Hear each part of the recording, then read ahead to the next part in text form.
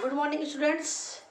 आज आपके लिए क्लास 10 के लिए एक नया चैप्टर लेकर के आई हूँ जिसका नाम है नाड़ी, श्वास गति और ताप। अब ये बहुत ही इम्पोर्टेंट टॉपिक है आपका और इससे आपको जानना बहुत ही ज़रूरी है।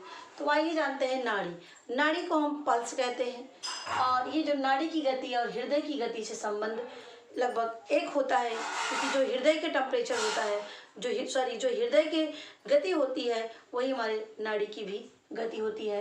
और हृदय की जो दर होती है धड़कन के साथ जो है, वही जो हृदय की जो धड़कन होती है वही हम नाड़ी की दर से भी पता लगा सकते हैं कि हमारे हृदय की दर कितनी है, क्योंकि हमारा जो हृदय है 1 मिनट में 72 बार धड़कता है। और यदि हम पल्स यानी अपनी नाड़ी को हम चेक करते हैं तो उससे भी हम 72 बार अनुमान लगा सकते हैं कि हमारी नाड़ी की गति 72 है। और ये धड़कन की क्या करता है, शुद्ध रक्त नलिकाओं में, यानी जो नाड़ी जिस तरह से मतलब कि ये धड़कता है, ये क्या करता है, शुद्ध रक्त नलिकाओं में इसी के माध्यम से आता है। और जो नाड़ी गति का जो अनुभव करते हैं कहाँ से कर सकते हैं, गर्दन से, पेट से, पैर से और कलाई से। यहाँ पर हम रखेंगे तो हमें नाड़ी की गति कितनी है, कितना उसकी दर है, इसका हम अनुमान लगा सकते हैं। और जो नाड़ी होती है इससे हम ये भी पता लगा सकते हैं कि 72 है, उससे ज़्यादा है, उससे ज़्यादा है यानी आपको बुखार या फीवर के आपके लक्षण दिखाई पड़ रहे हैं। और ये जो नाड़ी की गति है 1 मिनट में 72 बार धड़कता भी मैंने आपको बताया, और हृदय भी हमारा 1 मिनट में 72 बार धड़कता है।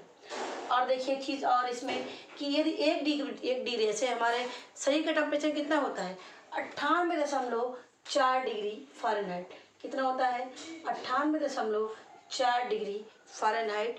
और सेल्सियस में होता है 37 डिग्री सेल्सियस।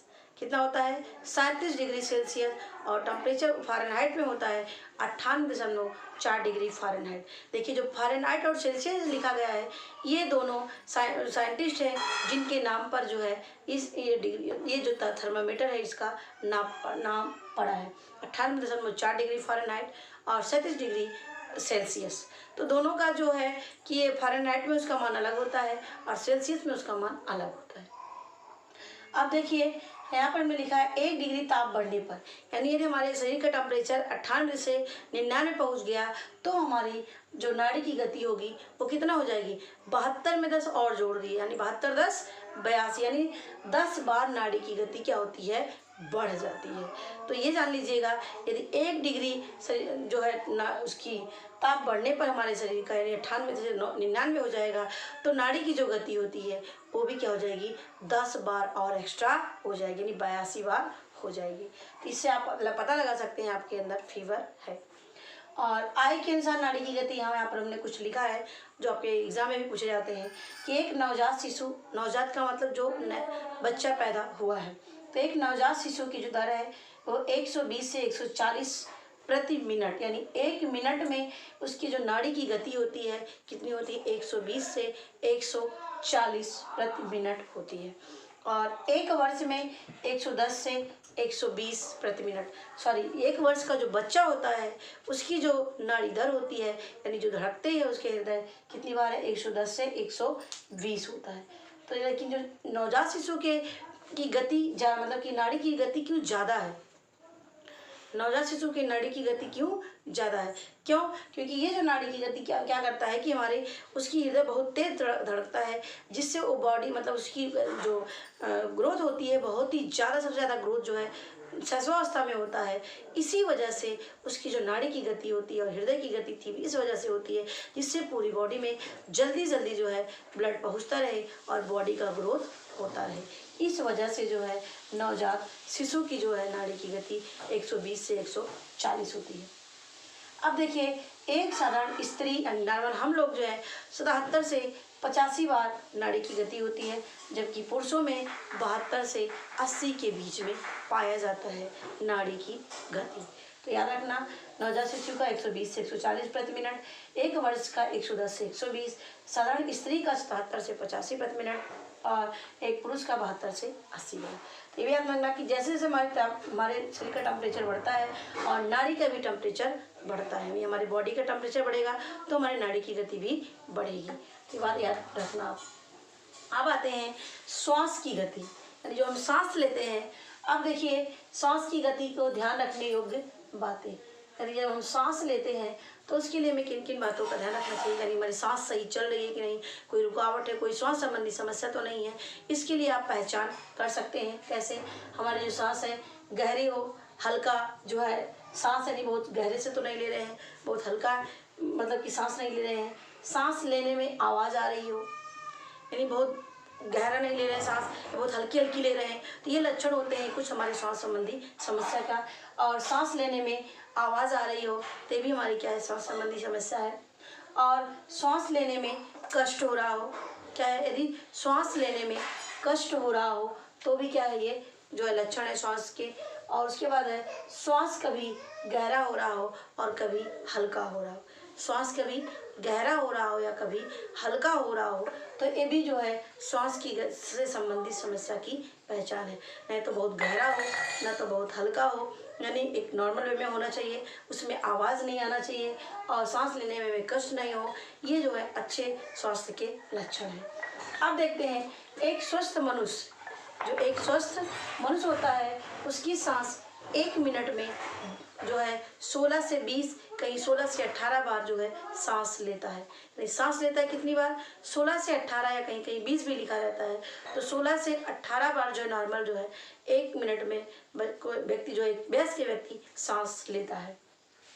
और जो 0 से 2 वर्ष का बच्चा है वो 1 मिनट में 35 बार सांस लेता है। 2 वर्ष तक का बच्चा 1 मिनट में 35 बार सांस लेता है, जबकि हम लोग जो है 1 मिनट में 16 से 20 बार या 16 से 18 बार सांस लेते हैं।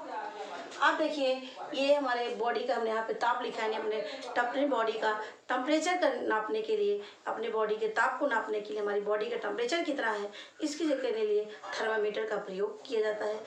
थर्मामीटर 2 प्रकार के होते हैं, कौन कौन से, एक डॉक्टरी थर्मामीटर होता है और एक रेक्टल थर्मामीटर होता है। क्या होता है, एक डॉक्टरी थर्मामीटर होता है और एक रेक्टल थर्मामीटर होता है।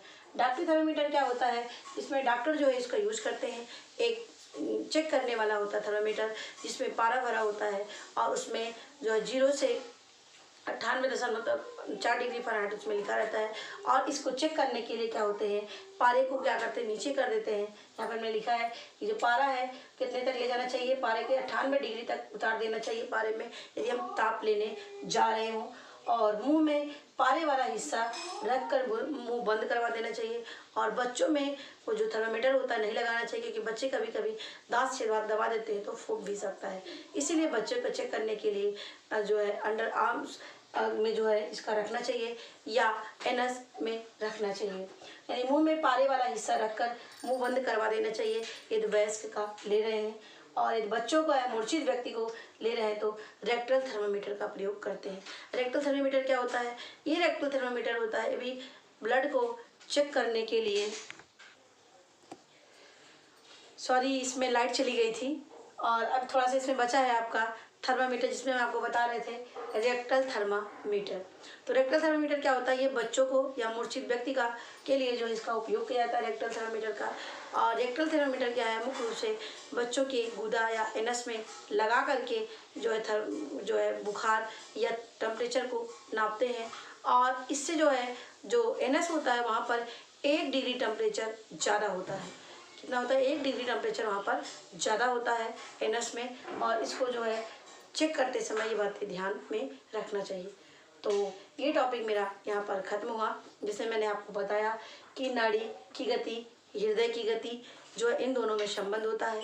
जितना हमारी हृदय की गति होगी उतना ही हमारी नाड़ी की गति होगी। और ये हम नाड़ी की गति को चेक करने के लिए गर्दन, पेट, पैर, कलाई में जो है रख करके चेक करते हैं। और 1 मिनट में नाड़ी की गति 72 बार होती है। यदि 1 डिग्री टेम्परेचर बढ़ेगा हमारा तो जो है 10 बार नाड़ी की गति बढ़ती है। और जो है यहाँ पर हमने आपको बताया नवजात शिशु का कितना होता है, 1 वर्ष के बच्चे कितना होता है, स्त्री और पुरुष का कितना होता है। ये बातें आप याद रखना, आपके एग्जाम में ऑब्जेक्टिव क्वेश्चन में पूछ सकते हैं। और सांस लेने के लिए हमें किन किन मतलब कि क्या ध्यान रखने योग्य बातें हैं कि हमारी श्वास से संबंधित कोई समस्या तो नहीं है। और इसके बाद एक स्वस्थ मनुष्य कितनी बार सांस लेता है? 16 से 18 बार। और एक जो 0 से 2 वर्ष का बच्चा है वो लगभग 35 बार सांस लेता है। और थर्मामीटर जो है शरीर के तापमान को चेक करने के लिए 2 प्रकार के प्रयोग करते हैं। एक डॉक्टरी थर्मामीटर होता है और एक इलेक्ट्रॉनिक थर्मामीटर होता है। और इससे जो है शरीर के टेम्परेचर को, तापमान को नापने के लिए प्रयोग करते हैं। तो आशा करती हूँ कि आपको ये टॉपिक अच्छे से समझ में आ गया होगा। यदि आ गया होगा तो लाइक और शेयर करना ना भूलें और हमें कमेंट में अवश्य बताएं।